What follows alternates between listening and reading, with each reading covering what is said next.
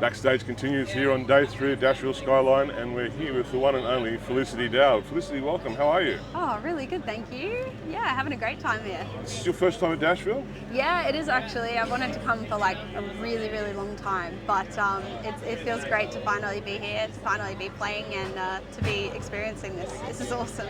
We're all, I'm also what we're calling a Dashville Virgin. We're thinking about starting a Dashville Virgin Recovery Support Group, because I think on Monday we're all going to be going like, what do we do now? Like, we had such a great weekend. We'll be buying tickets for next year. Yeah. Exactly. So, it's the only thing, I get that when I leave Tamworth, and I get that when I leave Nashville. It's like, oh, it's not a year before I come back. So Yep.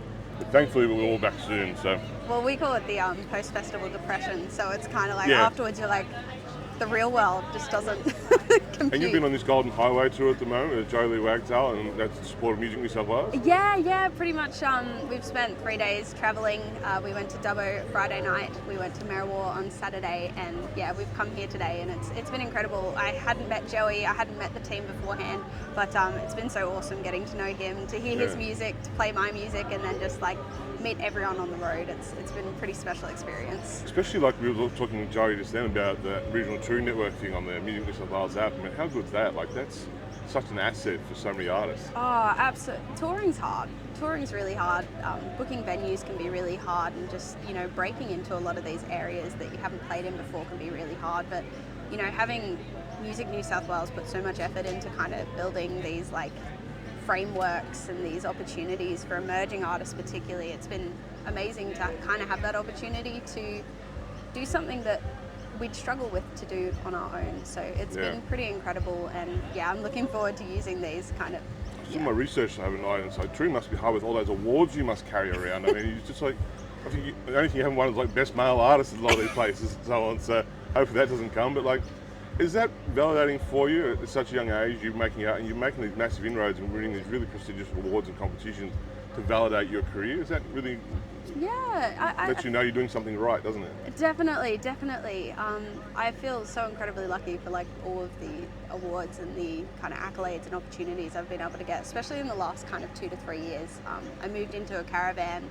I pretty much said music's going to be life, and went for it. And yeah, even just to know that your peers are appreciating or respecting or listening or like understanding your music is incredible, because it's such a personal thing, and you kind of want people to relate to it and people to feel it, and to know that not only the audiences are feeling it, but also the bodies that support these industries are feeling it too. Just it warms your heart. It's all I've ever really wanted to do, and it's finally happening, and that feels exciting. Your music traverses boundaries between country and folk and then back to alt country. Is that your sort of influences growing up? Is that where your musical genres came from? Yeah, it's actually really funny. My musical influences originally as a kid were just whatever CDs my mum and dad had in the car. So they had a lot of Garth Brooks, a lot of the Chicks, a lot of kind of country artists, but they also had like really random CDs, like So Fresh CDs and all the kind of like very pop music of the early 2000s.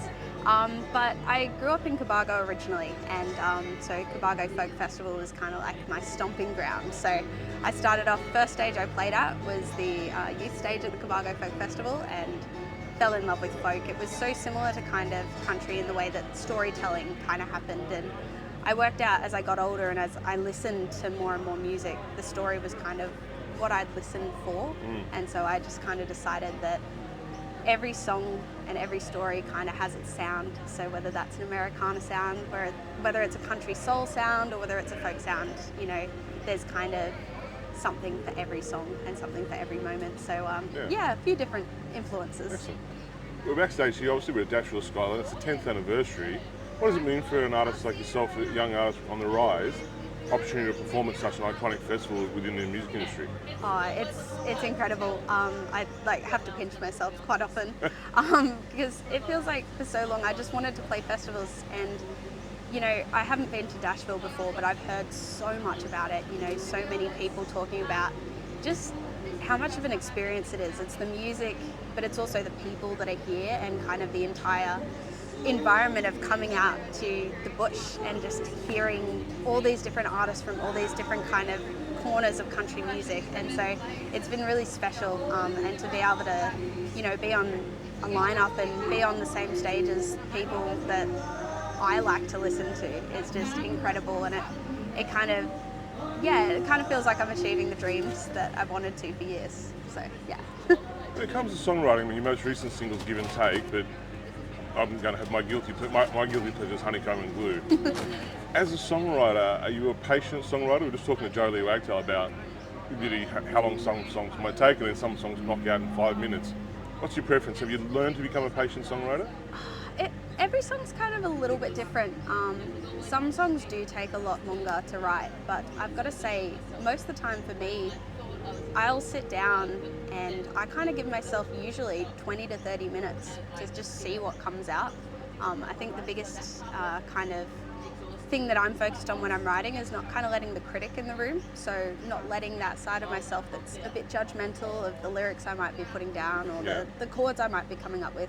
I don't let them enter the room. So if I give myself half an hour to kind of let the creative side just go absolutely wild, that's usually the best way that I find writing. So I'll put that down for half an hour, and usually that might be a whole song.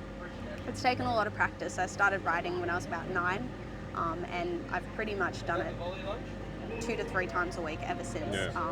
And so yeah, now 20 minutes, I'll write something, I'll leave it for like a couple days. I might play through it because, you know, you get that weird obsession with a song once you write it.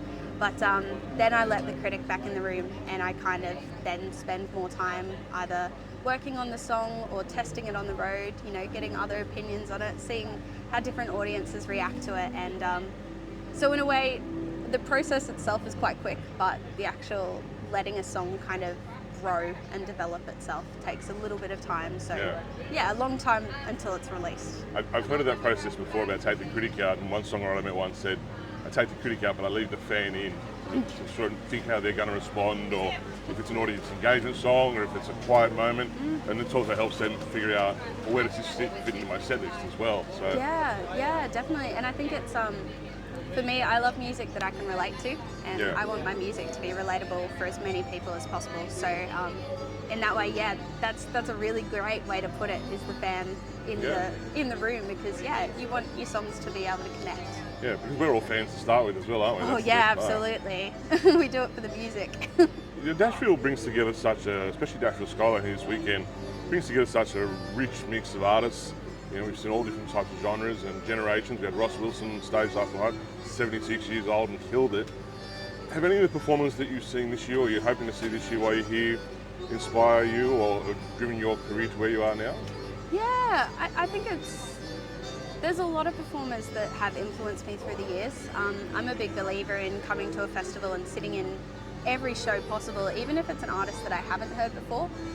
So a fair few of the artists this weekend I have watched before and I have seen before, and just understanding and like seeing how everyone kind of performs differently has very much influenced me. You know, there's a space for every type of musician, especially at a festival like this, no matter like how you perform, whether you stand up, you sit down, whether you like tell stories to the audience, or whether you like, you know, are more just into the music itself and letting the songs kind of tell the story. And so in a way, there's heaps of artists I'm looking forward to today. Grace Petrie's one of them, and just kind of just enjoying it and seeing what happens, and just loving it. You know, there's inspiration everywhere, so it's just finding it. And that's the best thing. You kicked us off here on day 3 this morning. You're set nice and early, so you get to put the guitar away and be the fan for us today. We'll let you go because Grace Petrie's coming up shortly.